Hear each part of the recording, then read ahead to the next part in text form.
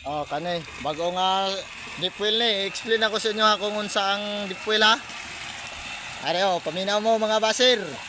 Ang deep well nga ko ana ay holder. Holder, sunod makina. Kanay holder, kanay makina.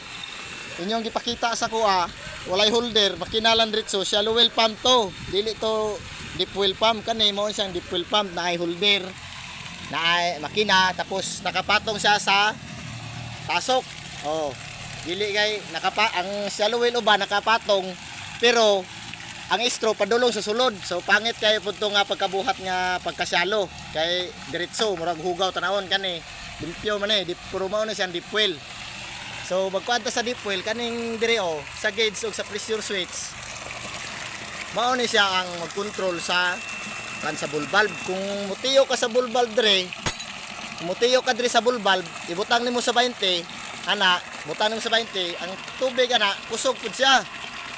Kung gusto po nimo pahinayan o papisit nimo, butang nimo sa 40, ana, o so hinay ang agas. So butang na to sa 20, butang na to sa 20. Oh, yang agas kusog. So ang connection aning pressure switch, pwede na siya ma-off pag imuhang iana. Oh, naka-off na siya. Hinay-hinayon nimo open, mo-open mo na siya. Mao na siya ang mag-controller. Ang pressure switch o ang gauge, mao na siya ang controller sa tanan. Nya ang function sa bull valve, mao na siya ang magkuan sa tubig.